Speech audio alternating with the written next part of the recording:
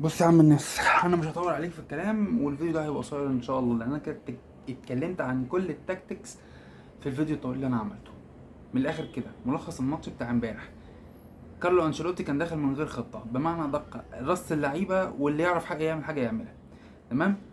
امبارح انت ما كسبتش غير بفرديات، بمعنى ان رودريجو عمل حاجه فرديه فجا منها الجون، ولو كان حارس المرمى غير يعني احسن من الحارس اللي كان واقف ما كانتش جت جون. الجون التاني بتاع جود بلينجهام ده جودة جودة جودة فردية بحتة، اللي هو انا الكورة جايالي على الطاير شطها يلا شكرا. جت جون رايق قوي. تمام. انا مش بنتقد جود بلينجهام، ولا انا بقول ان هو ما عندوش جودة. انا كنت معترض بس على المبلغ بتاعه وشكرا على كده. انما كجودة لا، جود بلينجهام فعلا يعني كريستالة موجودة في الملعب حرفيا. امبارح اللي يتفرج على فينيسيوس جونيور ممسوك باتنين وتلاته.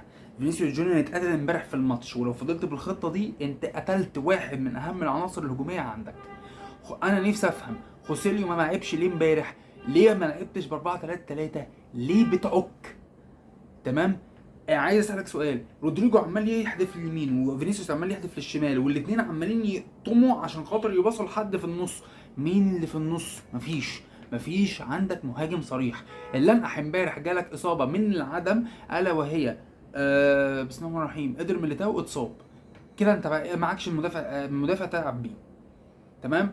انطونيو روديجر انا عارف ان هو لعيب كويس جدا ومحترم جدا، بس انت حطه في الاحتياطي، وبدل ما تلعب بقلابه ليفت باك وتحطه هو وقدر ميليتاو، لا انت لعبت فران جارسيا من اول ماتش في الموسم. انت كده يا هتحرقه يا هتلمعه، وانا بقول لك اهو انت احتمال كبير تحرقه. تمام. الماتش امبارح كان عباره عن محدش يخلي اي مهاجم او اي لاعب من اتلتيكو بالباو يشوط على اندريه لون. اوعى حد يشوط على لونين، اللي هيتشاط منه كوره على لونين تبقى امه رقاصه. ده حرفيا كان ملخص الدفاع بتاع ريال مدريد امبارح.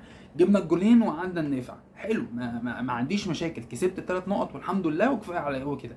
بس طالما انت مفيش خطط وما عملتش صفقات، وفي الاخر هتعترض على اي حاجه هتحصل، انت كده ما بتفهمش كوره. تمام. ربنا يستر من الماتشات اللي جايه. الفيديو ده قصير قوي لان انا بقول لك ده ملخص لاحداث الماتش بتاعت ريال مدريد قصاد اتلتيكو بالباو. انا بقول لك اهو، طالما الخطه اللي انت ماشي بيها 4 1 2 1 2، اعرف ان انت هتلبس في الحيطه. طالما ما عندكش مهاجم حقيقي صريح تقدر تعتمد عليه، انت هتلبس في الحيطه.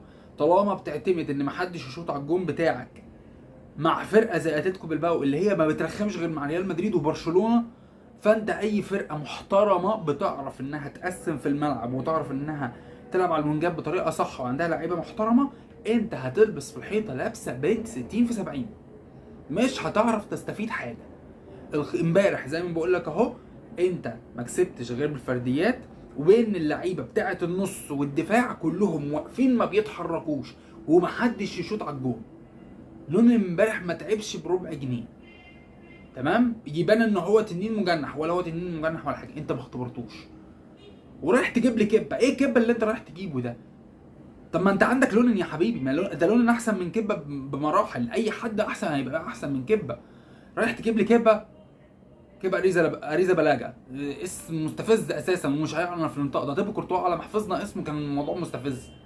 واندرينا لونين نفس الكلام، جايب لي واحد اسمه قد كده وما بيعرفش يصد، واي حاجه بتيجي عليه بيبقى عامل زي لقطه شاشه.